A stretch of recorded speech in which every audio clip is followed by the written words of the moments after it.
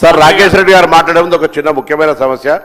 Hyderabad incharge మంత్రిగా నేను Bharatiya Janata party ఇక్కడ ఉంది కాబట్టి కొంత వాళ్ళ లీడర్షిప్ తోటి యాక్సెస్ ఉందని అనుకుంటున్నా. ఉందా లేదా ఇప్పుడు ప్రూవ్ అవుతుంది.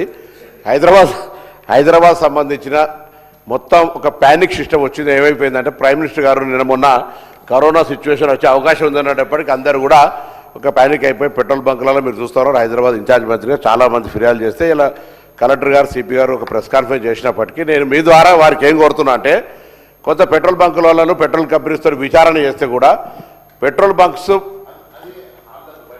అలాగా సార్ మీరు గవర్నమెంట్తో ఇంటర్వెన్షన్ అవసరం లేదు. ప్రైమ్ మినిస్టర్ స్టేట్మెంట్ మీద కన్ఫ్యూజన్ వచ్చింది కాబట్టి సభలో అందరికి కన్సల్ట్ ఉంది కాబట్టి నేను సభ ద్వారా మీ ద్వారా ఇంటర్వెన్షన్ అడిగి వాళ్ళని కొంత నేషనల్ లీడర్షిప్ తోటి మాట్లాడినా అంటే ఇప్పుడు వాళ్ళకి కాదు బయట మాట్లాడాలంటే వాళ్ళ కనెక్షన్ నేషనల్ లీడర్షిప్ తోటి కొంత ఇబ్బంది ఉన్నట్టు అనిపిస్తుంది. నేను నా కోరిక దయచేసి వినండి. నేను వేరే ఉద్దేశం కొద్ది కాదు.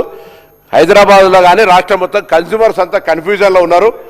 బంక్ ఓనర్స్ అంతా బంకుకు సంబంధించినటువంటి ట్రాన్సాక్షన్స్లల్లా ఓల్డ్ డ్యూ 70-80 లక్షలు ఉంటే కూడా మొత్తం కట్టమని చెప్పి అది కడితేనే స్టాక్స్ ఇస్తామని చెప్పడం అన్నటువంటి ఒక రీజన్ వల్ల ఇవాళ పెట్రోల్ బంకులకు స్టాక్స్ ఇవ్వక కంప్లీట్గా ఆన్ డిమాండ్ మొత్తం డిమాండ్ పైసలు కడితేనే వాళ్ళకి స్టాక్స్ ఇచ్చి ప్రీవియస్ బిజినెస్ రిలేషన్ కంపెనీస్ నుంచి మొత్తం కట్ ఆఫ్ చేసుకొని జరుగుతున్నటువంటి అట్మాస్ఫియర్ వల్ల ప్రైమ్ మినిస్టర్ గారి స్టేట్మెంట్ వల్ల ప్యానిక్ అయిపోయి మొత్తం 60 రోజుల స్టాక్ తెలంగాణలో ఉంది.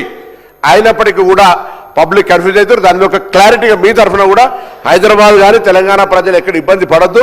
60 రోజులకు సరిపడేటువంటి పెట్రోల్ నిల్వలు కానీ ఇంటి అవసరాలకు సంబంధించి ఎల్పిజి కమర్షియల్ ఎల్పిజి ప్రాబ్లం ఉంది అందరికీ తెలుసు.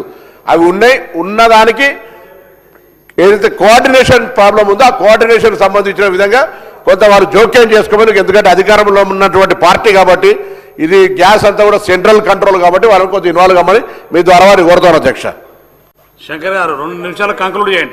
చాలా మంది అధ్యక్ష ధన్యవాదాలు. మంత్రి గారు గుర్తించారు నరేంద్ర మోడీ గారు ఎంత గొప్పగా ఈ దేశాన్ని పాలిస్తున్నారని. వాస్తవం మంత్రి గారు గుర్తించినందుకు ధన్యవాదాలు.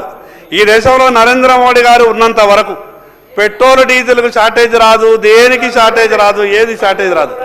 అధ్యక్ష ప్రజలకు స్పష్టంగా మనం చెప్పాలి, మంచిదే ఇది. ఎందుకంటే స్టాకు సరిపడా ఉన్నది. ప్రపంచంలో అన్ని దేశాలకు సరఫరా ఆగింది ఒక్క భారతదేశంకు తప్ప. భారతదేశంకు సరఫరా జరుగుతున్నది కాబట్టి అది పార్లమెంట్లో చర్చ జరుగుతుంది.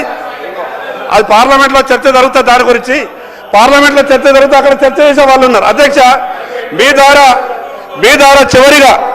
మీ ద్వారా చివరిగా ప్రభుత్వానికి విజ్ఞప్తి చేస్తా ఉన్నాను.